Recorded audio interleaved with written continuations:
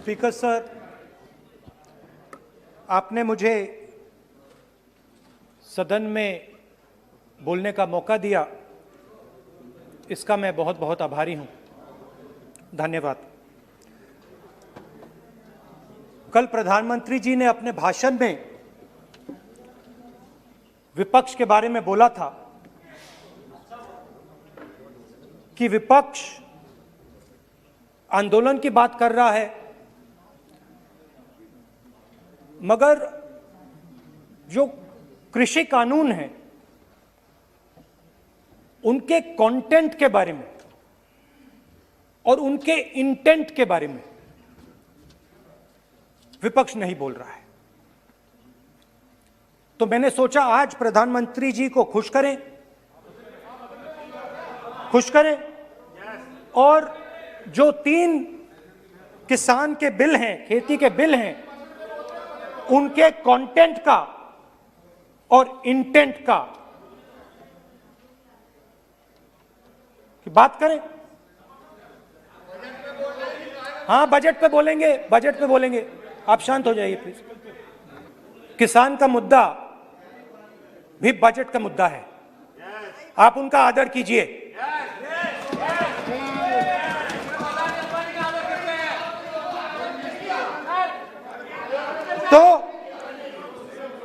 तो बात है कि इन 3 कानूनों का कंटेंट और इंटेंट क्या है। तो पहले कानून का कंटेंट क्या है? पहले कानून का कंटेंट है कि कोई भी व्यक्ति देश में कहीं भी कितना भी अनाज, सब्जी, फल खरीद सकता है,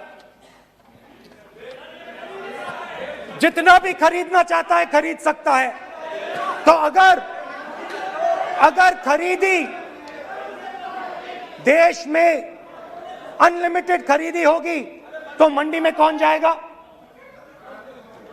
मंडी में कौन जाके खरीदेगा? तो पहले कानून का कंटेंट मंडी को खत्म करने का है। इसका लक्ष्य मंडी को खत्म करने का है। दूसरे कानून का कंटेंट क्या है कि बड़े से बड़े उद्योगपति जितना भी अनाज, जितना भी फल, जितनी भी सब्जी स्टोर करना चाहते हैं वो स्टोर कर सकते हैं, कोई लिमिट नहीं, जितना वो होल्ड करना चाहते हैं कर सकते हैं। दूसरे कानून का कंटेंट एसेंशियल कमोडिटीज एक्ट को खत्म करने का। दूसरे कानून का कंटेंट जमाखोरी को अनलिमिटेड तरीके से हिंदुस्तान में चालू करने का। अब तीसरा भी कानून है। तीसरा कानून का कंटेंट जब एक किसान हिंदुस्तान के सबसे बड़े उद्योगपति के सामने जाकर अपने अनाज के लिए, अपनी सब्जी के लिए, अपने फल के लिए सही दाम मांगे तो उसे अदालत में नहीं जाने दिया जाएगा। तीसरे कानून का कंटेंट, आपको याद होगा सालों पहले फैमिली प्लानिंग का एक नारा था, आपको याद होगा, हम 2 हमारे 2। अब मैं इंटेंट की बात करता हूं, कानून के इंटेंट की बात। आज क्या हो रहा है, जैसे कोरोना दूसरे रूप में आता है वैसे ही ये नारा दूसरे रूप में आया है। आज इस देश को 4 लोग चलाते हैं, हम 2 और हमारे 2। जैसे उस टाइम नाम सब जानते हैं, आप बोलो, आप डिस्टर्बेंस मत। हम 2 हमारे 2। ये किसकी सरकार है? हम दो हमारे दो की। माननीय सदस्य इधर तो आप आसन को पहले कानून का इंटेंट बताता हूं। आप आसन को संबोधित करें। पहले कानून का इंटेंट माननीय सदस्य आप आसन कि हमारे दो मित्रों में से एक जो सबसे बड़ा मित्र है उसको पूरे हिंदुस्तान के अनाज, फल और सब्जी को बेचने का अधिकार। यह है पहले कानून का इंटेंट। नुकसान किसका होगा? नुकसान ठेले वालों का होगा, नुकसान छोटे व्यापारियों का होगा,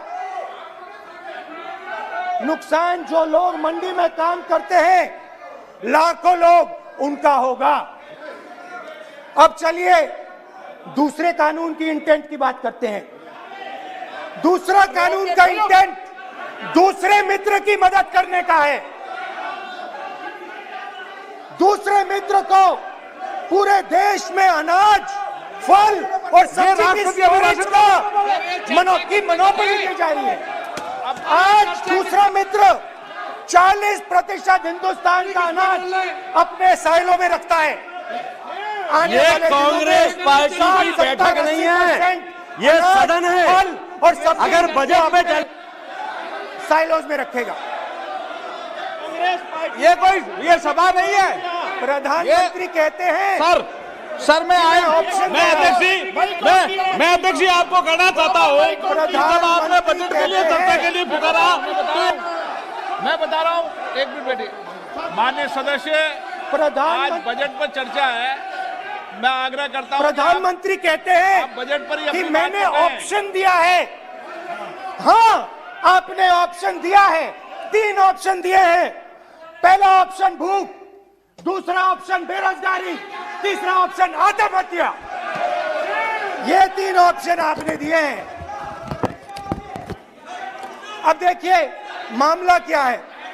मामला यह है कि हिंदुस्तान का सबसे बड़ा बिजनेस, सबसे बड़ा व्यापार एग्रीकल्चर का है। अब बजट 40% आबादी इस पे जीती है, इससे जीती है। 40 लाख करोड़ रुपए का धंधा है।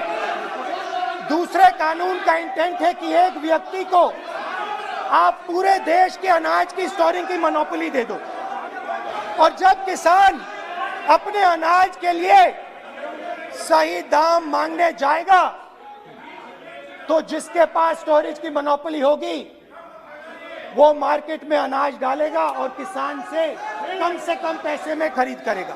लक्ष्य है कि इस देश की जो रीढ़ की हड्डी है, किसान, मजदूर, छोटे दुकानदार, व्यापारी, उस रीढ़ की हड्डी को तोड़ के टुकड़े टुकड़े करके 2 मित्रों को दे दो। Sir rule 218 sir rule 218। Sir आपने माइक बंद कर दिया। बोलने दीजिए, बैठिए। माइक बंद कर दिया सर आपने। सर बैठिए, आप क्यों डिस्टर्बेंस कर। खैर, इससे होगा क्या? जब ये कानून लागू होंगे तो जो इस देश के किसान हैं, इस देश के मजदूर हैं, छोटे व्यापारी हैं, इनका धंधा बंद हो जाएगा। इनमें से किसानों की खेत चली जाएगी, किसान को सही दाम नहीं मिलेगा, छोटे दुकानदारों की दुकान बंद हो जाएगी, और सिर्फ 2 लोग, हम दो और हमारे 2 इस देश को चलाएंगे। हिंदुस्तान का फूड सिक्योरिटी का सिस्टम है वो नष्ट हो जाएगा, और पहली बार सालों बाद एक बार फिर पहली बार हिंदुस्तान के लोगों को भूख से मरना पड़ेगा। रूरल इकोनॉमी नष्ट हो जाएगी और ये देश रोजगार नहीं पैदा कर पाएगा। ये नई चीज नहीं है। ये आप मत सोचिए कि ये नया अटेम्प्ट है, पहला अटेम्प्ट है। ये पहला नहीं है। ये काम प्रधानमंत्री ने हम दो हमारे दो के लिए पहले नोटबंदी में शुरू किया था। पहली चोट नोटबंदी थी, आइडिया किया था गरीबों से, किसानों से, मजदूरों से उनका पैसा लो, बैंक में डालो और हम दो हमारे दो के जेब में डालो। स्मॉल मीडियम सेक्टर को खत्म कर दिया, किसानों को बर्बाद कर दिया। वहां नहीं रुके, फिर गए जीएसटी, गब्बर सिंह टैक्स, 5 अलग अलग टैक्स, और फिर से उन्हीं बेचारों पर आक्रमण, उन्हीं किसानों पर, उन्हीं मजदूरों पर, उन्हीं व्यापारियों पर आक्रमण। फिर कोरोना आता है। कोरोना के समय मजदूर चिल्ला चिल्ला के कहते हैं हमें बस का टिकट दे दीजिए, हमें ट्रेन का टिकट दे दीजिए। नहीं नहीं नहीं, तुम्हें नहीं मिलेगा, तुम पैदल घर जाओगे। एक मिनट माननीय सदस्य प्लीज। मगर टैक्स माफ जरूर होगा, माननीय सदस्य जरूर होगा। माननीय सदस्य 5-10 उद्योगपतियों का टैक्स होगा। माननीय सदस्य प्लीज। तो पहले नोटबंदी, फिर जीएसटी, फिर कोरोना के समय उन्हीं 4-5-10 लोगों को पूरा का पूरा कर्जा माफ, 10 लाख करोड़ रुपए जो भी था कर्जा माफ। मगर हुआ क्या? हिंदुस्तान का रोजगार का जो सिस्टम है, जो स्मॉल एंड मीडियम इंडस्ट्री है, वो खत्म हो गई। आज ये देश रोजगार नहीं पैदा कर सकता है, सीधी सी बात। और आज नहीं, कल भी ये देश रोजगार नहीं पैदा कर पाएगा, क्योंकि आपने इस देश की रीढ़ की हड्डी तोड़ दी है। किसान की, मजदूर की, छोटे दुकानदार की, स्मॉल मीडियम बिजनेस की रीढ़ की हड्डी तोड़ दी।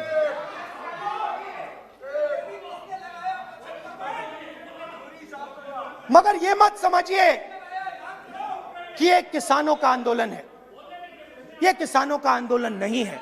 आपको बात अभी समझ नहीं आई है।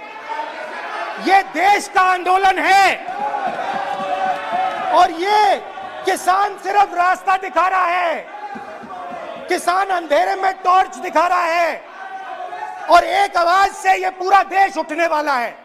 पूरा देश एक आवाज से हम दो हमारे दो के खिलाफ उठने जा रहा है। और ये याद रखिए, मैं कह रहा हूं, लिख के ले लीजिए। आप सोचते हो कि हिंदुस्तान के किसान को, मजदूर को, छोटे दुकानदार को अपने पैसे से, अपने धन से परे कर सकते हो, ये आप सोचते हो। आप ये सोचते हो। आप लिख के ले लो मुझसे, किसान 1 इंच पीछे नहीं हटने वाला है। किसान आपको हटा देगा, मजदूर आपको हटा देगा, छोटा दुकानदार आपको हटा देगा, मगर वो पीछे 1 इंच नहीं हटने वाला।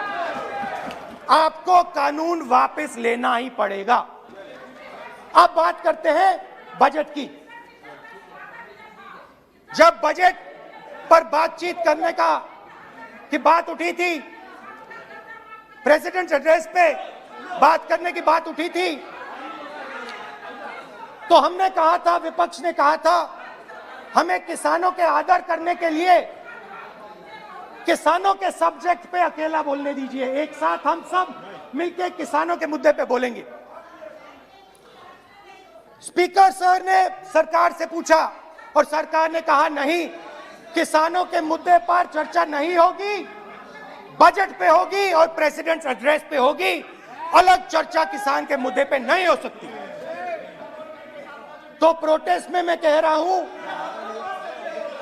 मैं बजट पे आज यहां टिप्पणी नहीं करने वाला हूं। मैं आज सिर्फ किसान के मुद्दे पे बोलूंगा और उसके बाद मैं अपना मुंह चुप कर दूंगा। अंत में मैं कहना चाहता हूं कि जो 200 किसान शहीद हुए, उनको इन लोगों ने श्रद्धांजलि नहीं दी। मैं सब सांसदों से कहना चाहता हूं, मैं अपने भाषण के बाद 2 मिनट शहीदों के लिए मौन रहूंगा। आप मेरे साथ खड़े हो जाइए। धन्यवाद।